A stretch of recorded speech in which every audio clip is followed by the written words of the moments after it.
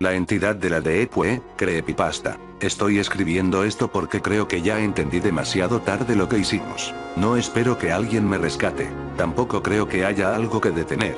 Solo quiero que quede constancia de algo que la mayoría de la gente jamás imaginaría. La Deep Web no es solo un lugar oculto de Internet. Es otra cosa, un medio, un tipo de superficie donde cosas que no pertenecen a nuestra realidad pueden establecer contacto. Y nosotros fuimos quienes les abrimos la puerta. Durante años fui parte de una red de estafadores digitales. No éramos hackers famosos o espectaculares. Éramos oportunistas. Nos dedicábamos a algo muy específico. Estafas de mercado ilegal en la Deep Web. Funcionaba así. Creamos tiendas falsas en mercados ocultos. Ofrecíamos mercancía ilegal, armas, datos robados, documentos diplomáticos, sustancias experimentales. El cliente pagaba por adelantado en criptomonedas. Nosotros desaparecíamos. Nunca entregábamos nada. El cliente tampoco podía denunciarlo. Era perfecto. Éramos 5. Padre, el líder. Iván, programador. Luca, manipulador social. Bruno, logística falsa. Y yo, Mateo, encargado de servidores y anonimato. Habíamos ganado millones. Nunca nos atraparon. Hasta ese cliente. Apareció una noche en uno de nuestros mercados falsos. Un usuario nuevo. Nombre. Visitor Threshold. El mensaje era corto. Busco intermediarios para transferencia de materia no catalogada. La entrega requiere apertura de umbral. Se trataba de cierto componente de rituales propios de algunas partes de Sudáfrica, basado en partes de una especie extraña de anfibio extremadamente raro, aunque en realidad eso era lo de menos. Normalmente ignorábamos cosas raras. Pero el monto ofrecido era absurdo. 5 millones en Bitcoin. Luca dijo. Algún ocultista paranoico con demasiado dinero. Padre tomó la decisión. Aceptamos. Le pedimos el pago inicial. Y lo envió. 2 millones. Sin negociación. Sin preguntas. Solo una frase después. El proceso ha comenzado. Yo administraba la infraestructura. Así que revisé el origen del mensaje. Algo no cuadraba. En Tor siempre hay rutas. Nodos. Saltos. Pero este mensaje no tenía recorrido. No había saltos. Era como si hubiera aparecido directamente en el servidor. Iván dijo que era spoofing avanzado. Pero incluso él sonaba inseguro. Aún así hicimos lo que siempre hacíamos. Aceptamos el dinero. Preparamos la desaparición. Antes de borrar todo, el cliente envió otro mensaje. Uno largo. Nunca lo tomamos en serio en ese momento. Decía cosas como, las redes humanas son estructuras de invocación. Los contratos crean aperturas. Cada transacción es una línea trazada entre planos. Nos reímos. Parecía un manifiesto esotérico. Pero había una parte que recuerdo palabra por palabra. La Deep Web es particularmente adecuada. El anonimato rompe la identidad. La identidad rota permite superposición de presencia. No entendimos nada. Ahora sí. Cerramos la operación. Movimos las criptomonedas. Apagamos servidores. Cambiamos identidades. Como siempre. Solo que esta vez, el cliente no desapareció.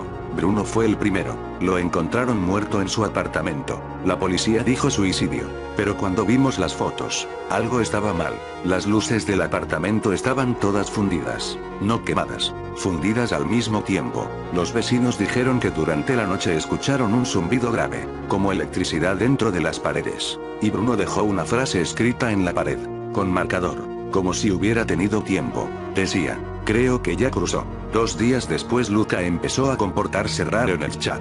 Decía que su conexión se caía todo el tiempo, que aparecían mensajes que no enviábamos. Nos mandó capturas. La pantalla mostraba texto repetido, ubicación intermediaria identificada. Luego envió un audio.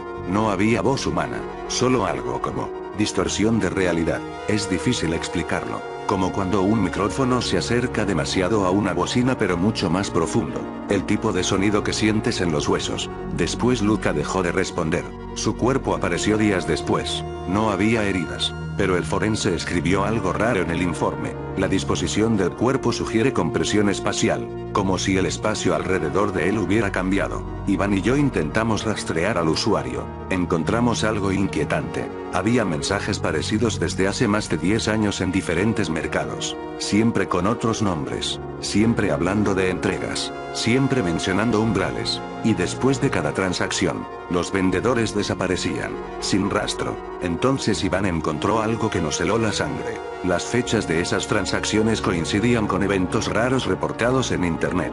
Edificios donde todas las cámaras fallaron al mismo tiempo. Apagones eléctricos inexplicables. Personas desaparecidas sin rastro. Fenómenos de sonido extraño captados por micrófonos. Nada lo suficientemente grande para salir en noticias globales. Pero juntos. Parecía un patrón. Esa noche Iván propuso una teoría. Y al principio pensé que estaba perdiendo la cabeza. Dijo. ¿Y si Internet no es solo comunicación? Me explicó algo que nunca había considerado. La red conecta mentes humanas. Millones de personas creando promesas, contratos, identidades falsas. La de EPUB es aún más extrema. Anonimato total. Identidades fragmentadas. Transacciones sin confianza. Contratos sin realidad física. Iván dijo.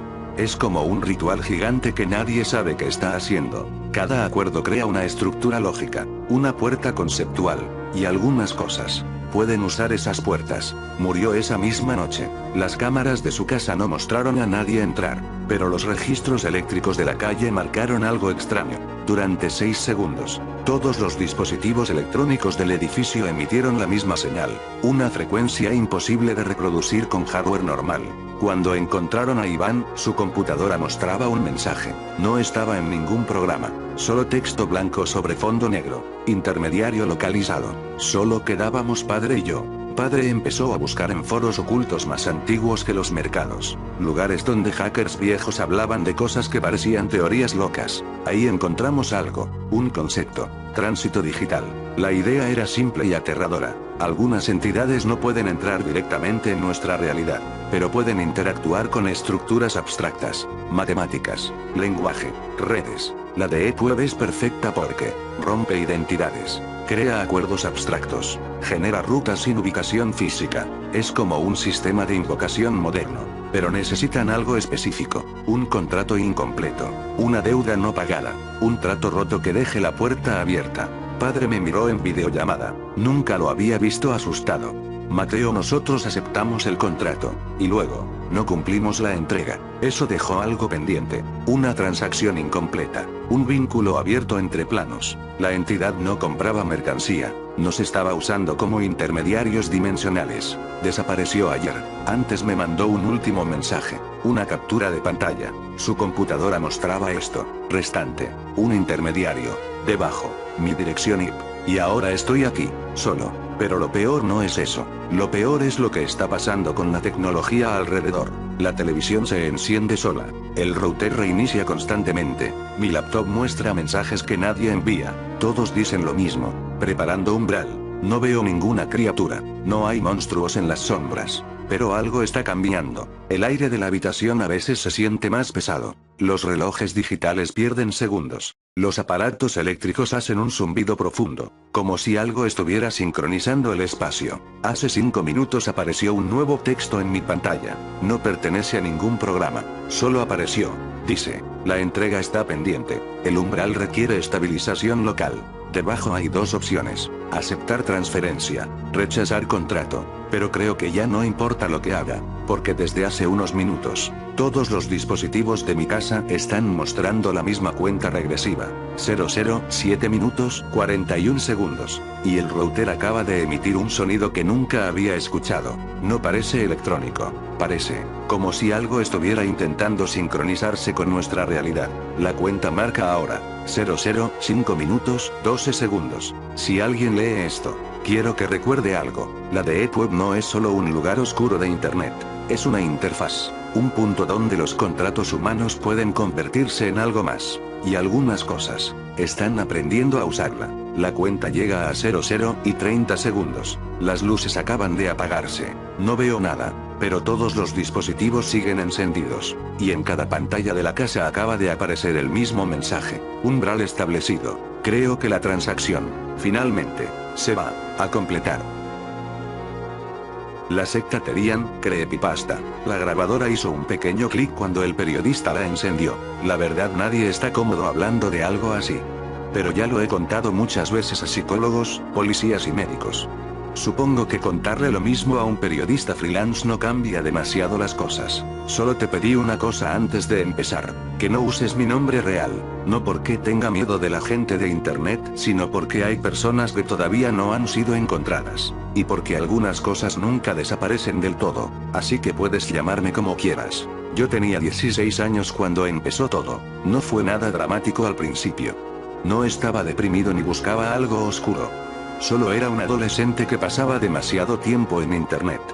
Foros, videojuegos, cosas raras que aparecen cuando empiezas a navegar sin rumbo durante horas. Una noche encontré un hilo en un foro sobre identidades extrañas en internet.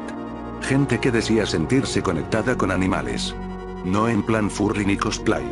Era algo diferente. Usaban la palabra Terian. Decían que algunas personas sienten que, a nivel espiritual o psicológico, su identidad real es la de un animal.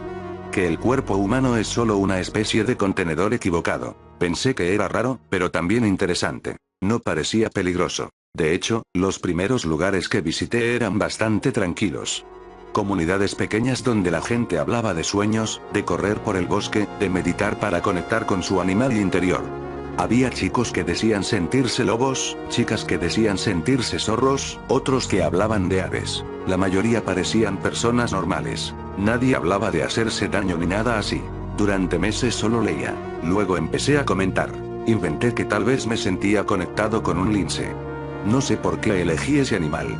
Simplemente fue lo primero que me vino a la cabeza. Nadie me cuestionó. Al contrario, la gente era amable. Eso fue lo que me hizo quedarme. Porque internet suele ser un lugar bastante hostil, pero en esos foros no lo era. Pero como pasa con muchas cosas en internet, cuanto más tiempo pasas en un tema, más profundo empiezas a caer. Un día alguien publicó algo extraño en un hilo. Decía que la mayoría de comunidades Terian eran superficiales. Que nadie quería aceptar la verdad. Y luego mencionó algo llamado bosque negro. No explicó qué era. Solo dijo que quien estuviera listo para descubrir su verdadera naturaleza sabría cómo encontrarlo. El mensaje desapareció horas después. Probablemente un moderador lo borró. Pero yo ya lo había visto. Y cuando tienes 16 años y demasiado tiempo libre, la curiosidad es más fuerte que el sentido común. Tardé varios días en encontrar cualquier referencia. La mayoría de enlaces estaban rotos o llevaban a páginas abandonadas. Hasta que encontré un sitio muy simple. Fondo negro.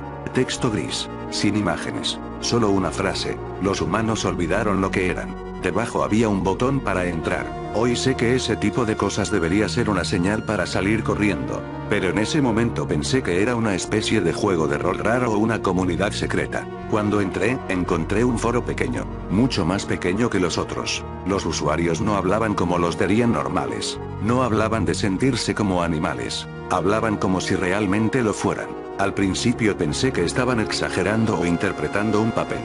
Pero algunas conversaciones eran inquietantes. Había discusiones sobre recordar la forma verdadera.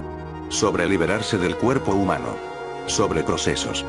No explicaban demasiado, pero el tono era diferente, más serio, más obsesivo. Durante semanas solo observé, nunca escribí nada, pero alguien se dio cuenta de que yo estaba ahí. Un día recibí un mensaje privado. El usuario se llamaba Kartaker. El mensaje decía que habían visto que pasaba mucho tiempo leyendo el foro y que eso significaba que estaba empezando a cuestionar mi naturaleza. También dijo que algunos de ellos podían ayudar a las personas a descubrir quién eran realmente. En ese momento todavía pensaba que todo era una especie de comunidad rara de espiritualidad o algo así. No pensé en peligro. No pensé en crimen. No pensé en nada de eso. Solo curiosidad. Después de varios mensajes me enviaron un enlace que no funcionaba en un navegador normal.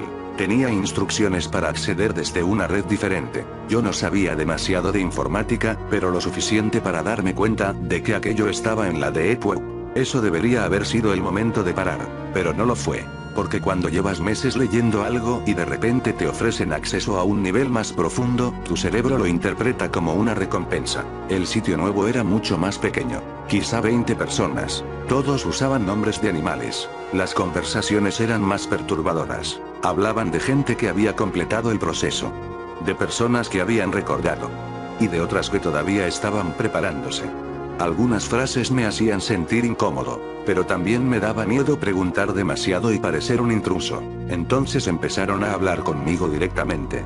Me decían que algunos Terian realmente nacen en cuerpos equivocados, que durante siglos existieron rituales para recuperar la forma verdadera, que la sociedad moderna había olvidado esas prácticas, y que ellos estaban recuperándolas. Sé cómo suena ahora, créeme. Yo también lo escucho así cuando lo recuerdo, pero cuando tienes 16 años y llevas meses hablando con las mismas personas empiezas a normalizar cosas que en otro contexto parecerían completamente absurdas. Después de un tiempo me preguntaron si alguna vez había pensado seriamente en descubrir quién era realmente.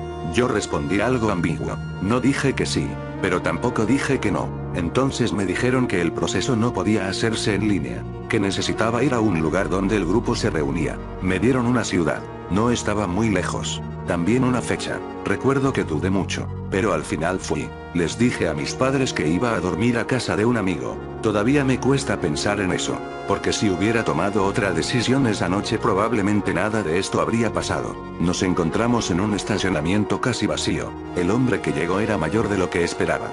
Tal vez 40 años. Era amable, demasiado amable. Me llamó por el nombre de usuario que había usado en el foro. Dijo que los demás estaban esperándome. Subí a su camioneta. El viaje duró bastante. Cuando llegamos ya era completamente de noche. Estábamos en medio del bosque. Había una casa grande, vieja, con las ventanas cubiertas. Dentro había varias personas. No parecían locos ni violentos. Parecían normales. Eso fue lo que más me confundió. Hablaron conmigo durante un rato. Sobre identidad, sobre animales, sobre cómo la humanidad había perdido su conexión con la naturaleza. Pero poco a poco la conversación cambió. Empezaron a hablar del cuerpo humano como si fuera un error, como algo que podía corregirse. Yo empecé a sentir que algo no estaba bien. Les dije que tal vez era mejor que me fuera. Nadie respondió directamente. Uno de ellos simplemente cerró la puerta. En ese momento supe que había cometido un error. Lo siguiente que recuerdo con claridad es haber visto una habitación al fondo del pasillo. Había una camilla, herramientas, y algo que parecían jaulas. Después de eso mis recuerdos son fragmentos. Luces fuertes. Personas hablando. Alguien diciéndome que el dolor era parte de recordar. Desperté en una habitación pequeña. No sé cuánto tiempo había pasado. Tenía vendajes en muchas partes del cuerpo, me habían hecho varias operaciones quirúrgicas para, ya sabes, cambiarme, hacerme más parecido a mi animal. No entraré mucho en detalles, pero como podrás notar trataron de reemplazar mis extremidades por las de un felino real, además de otras cosas que no quisiera mencionar. Intenté levantarme pero apenas podía moverme. Durante los días siguientes, o lo que creo que fueron días, me sometieron a algo que ahora los psicólogos llaman condicionamiento extremo. Me repetían constantemente que no era humano. Hay un momento en el que la mayoría de mis recuerdos se vuelven borrosos. Los psicólogos dicen que es normal. Que el cerebro a veces bloquea ciertas partes cuando el trauma es demasiado fuerte. Aún así, hay cosas que no se olvidan, especialmente el ambiente de ese lugar. No parecía un hospital improvisado como uno imaginaría. No era un sótano sucio con herramientas oxidadas. Eso es lo que muestran en las películas. Era peor, porque parecía organizado. Había habitaciones diferentes para cosas diferentes. Algunas eran dormitorios improvisados. Otras parecían salas de trabajo. Y al fondo había un par de habitaciones que ellos llamaban las salas de cambio. La primera vez que me llevaron allí todavía pensaba que todo era algún tipo de ritual simbólico, pero cuando vi las mesas metálicas, las lámparas quirúrgicas y los armarios llenos de instrumental, entendí que aquello no era teatro. Recuerdo que uno de ellos me dijo algo que todavía escucho en la cabeza a veces: los humanos se aferran demasiado a su forma. Nosotros solo estamos corrigiendo un error. No todos los miembros de la secta participaban en esas cosas. Algunos solo observaban o ayudaban a mantener a la gente controlada. Pero había 2 o 3 que claramente eran los que dirigían los procedimientos. Nunca dijeron ser médicos, pero sabían lo suficiente para hacer lo que hacían. A nosotros nos llamaban sujetos en transición. Y hablaban entre ellos como si se tratara de un experimento. Antes de cualquier procedimiento siempre había lo mismo: horas de conversación. No exactamente interrogatorios.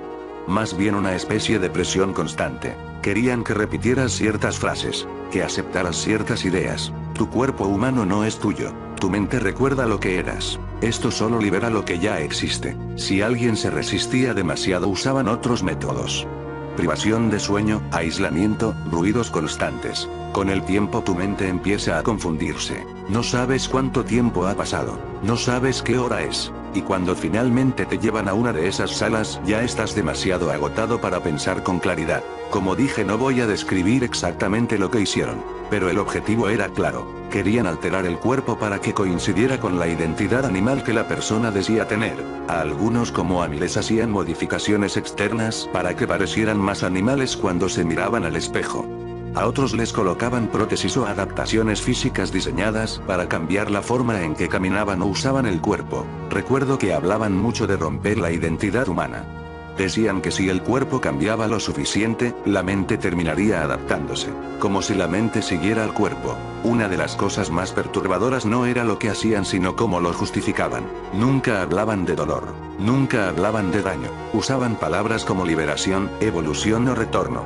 Había momentos en los que parecían convencidos de que realmente estaban ayudando. Eso es lo que más miedo me da cuando lo recuerdo, porque no parecía que se vieran a sí mismos como criminales. Parecían creyentes. Cuando no estabas en las salas de procedimiento, te mantenían en habitaciones pequeñas. Había horarios. Te despertaban temprano. Te obligaban a hacer ciertos ejercicios físicos.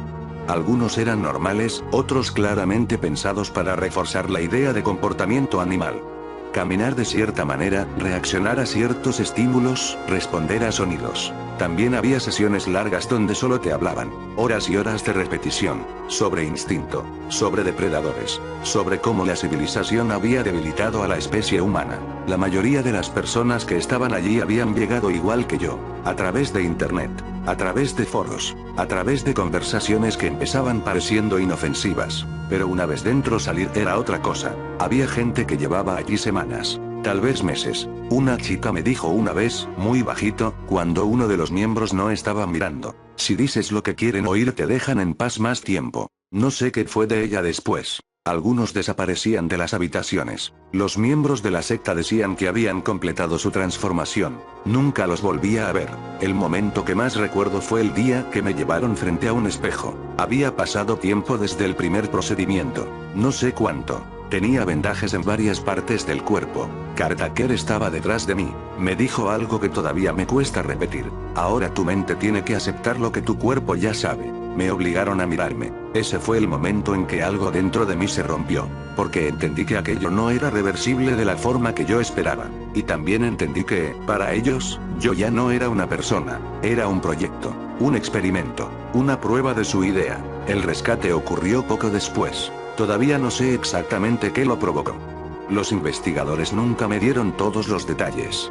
Supongo que hay cosas que todavía están bajo investigación, pero esa noche todo cambió. Sirenas, gente corriendo, puertas cayendo, y por primera vez desde que había llegado allí alguien que no pertenecía a ese lugar entró en la habitación. Un policía me miró durante unos segundos. No dijo nada al principio, solo se quedó completamente quieto. Luego llamó a otros. Y recuerdo que dijo algo en voz baja que todavía se me quedó grabado: tenemos sobrevivientes. Después vino todo lo demás. Hospitales. Cirugías reales, esta vez, hechas por médicos de verdad. Años de terapia. Y este lugar. El hospital donde estoy ahora. A veces la gente me pregunta si todavía creo en algo de lo que decían. Si después de todo eso mi mente quedó influenciada por sus ideas. La respuesta es no. Pero también hay algo que la mayoría de la gente no entiende. Cuando alguien pasa suficiente tiempo tratando de reprogramar tu mente, algunas palabras nunca desaparecen del todo. A veces escucho sonidos en la noche. A veces tengo sueños donde estoy otra vez en esa casa. Han pasado varios años. Los médicos dicen que sobreviví a algo que muy poca gente soportaría. Pero también dicen que mi mente nunca volverá a ser exactamente como antes. A veces todavía tengo pesadillas. A veces escucho ciertas palabras o sonidos y algo dentro de mi cabeza reacciona automáticamente. Como si parte del condicionamiento siguiera ahí. Lo más inquietante no es eso. Lo más inquietante es lo que descubrí después. Porque la policía cerró el lugar. Arrestaron a varios miembros. Pero no a todos. Algunos desaparecieron antes de que llegaran. Y hace unos meses uno de los investigadores digitales del caso encontró algo.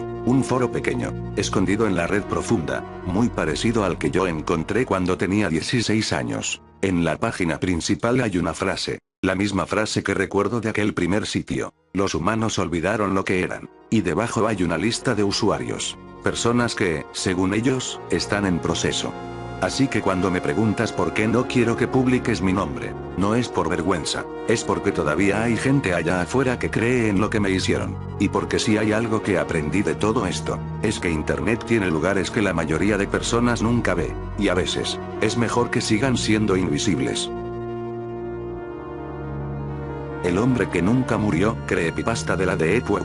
Hay historias en Internet que parecen inventadas. Foros llenos de teorías, conspiraciones, archivos borrosos, capturas de pantalla que nadie sabe de dónde salieron. La mayoría son mentiras, pero algunas no lo son. Esta es la historia de Iván Rojas, un investigador independiente que dedicó 3 años de su vida a probar que un hombre que oficialmente murió seguía vivo, y que el mundo nunca debió saberlo. Todo empezó con un nombre, el Pastor Negro. No era su nombre real. Nadie lo conocía, era el líder de una secta que operaba principalmente en la Deep Web entre 2011 y 2016. La secta tenía muchos nombres en distintos foros: la Orden del Último Círculo, los Hijos del Abismo, el Culto del Silencio, pero todos hablaban del mismo hombre, un líder carismático que transmitía sermones por streaming en servidores ocultos. Las grabaciones eran perturbadoras. No gritaba, no amenazaba, solo hablaba con calma sobre 3 cosas: sacrificio, obediencia, trascendencia. Sus seguidores lo llamaban el pastor.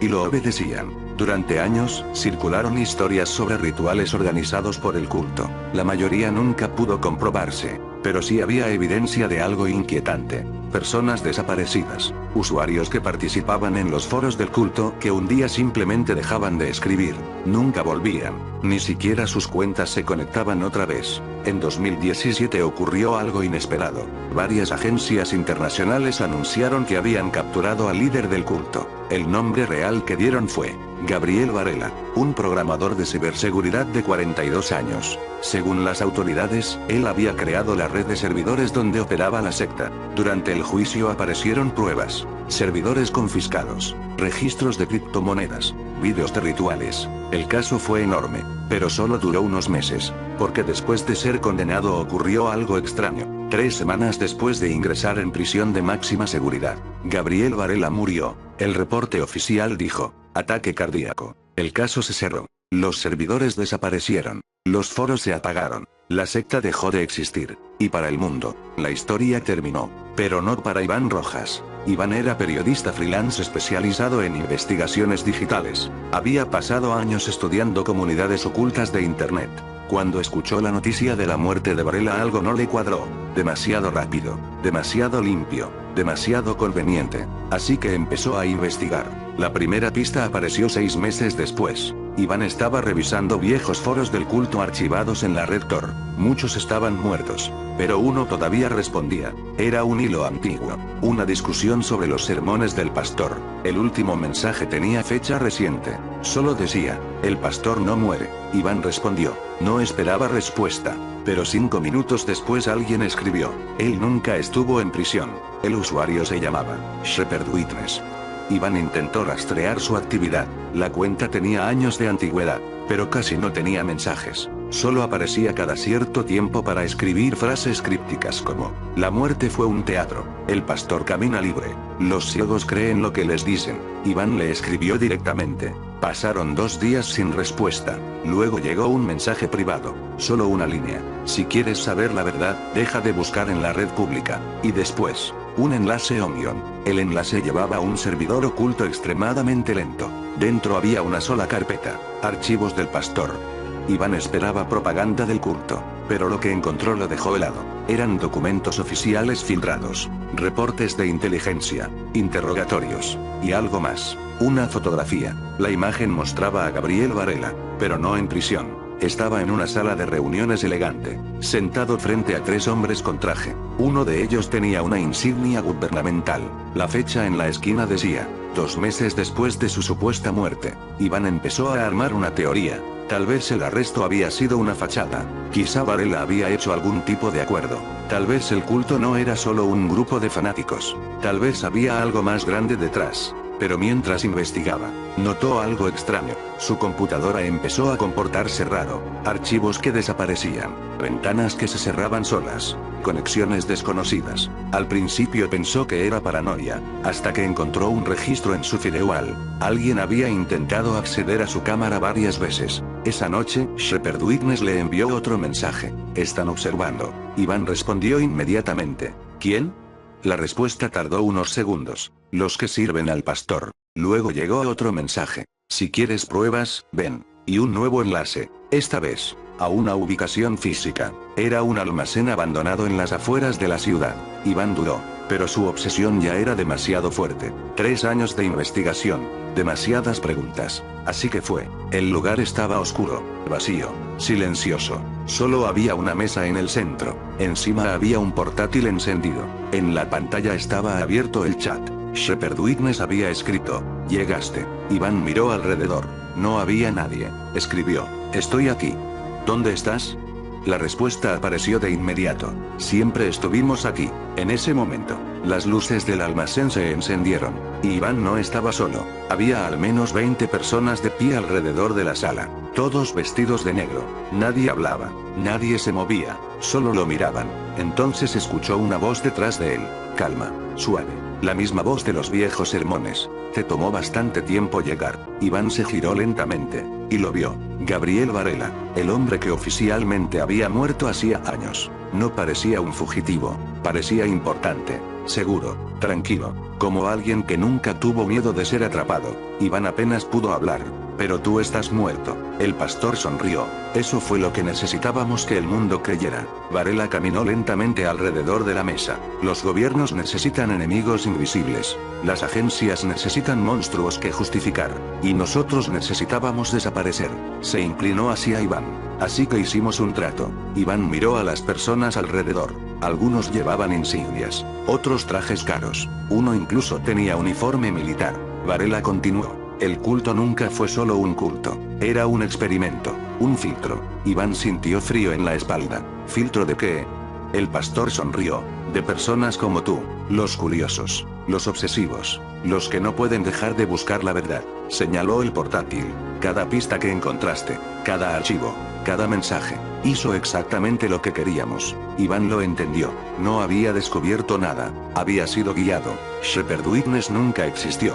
Los archivos filtrados fueron plantados. La foto fue hecha para él. Todo había sido diseñado para traerlo allí. Las personas alrededor comenzaron a moverse. Formaron un círculo. Lentamente, en silencio, el pastor levantó las manos. Durante años el mundo creyó que nuestra fe murió. Pero la fe no necesita multitudes. Solo necesita sacrificios. Iván miró la computadora. La pantalla del chat cambió sola. Apareció una última línea. Gracias por venir. Y debajo, la transmisión ha comenzado. Iván levantó la mirada. En una pared del almacén había una cámara. Una pequeña luz roja parpadeaba. Varela habló hacia ella. Bienvenidos, hermanos. Esta noche el pastor regresa. Iván entendió demasiado tarde. El culto nunca desapareció. Solo se volvió invisible. Y su poder llegaba mucho más alto de lo que imaginó. La última cosa que escuchó fue la voz del pastor diciendo: los verdaderos sacrificios siempre buscan la verdad. Las luces se apagaron. La transmisión continuó. Y desde entonces, nadie volvió a ver a Iván Rojas. Pero algunos usuarios de la Deep Web dicen que, de vez en cuando, aparece un nuevo mensaje en los viejos foros del culto. Un mensaje publicado por un usuario nuevo. Un usuario llamado Witness 01. Y el mensaje siempre dice lo mismo: el pastor nunca murió.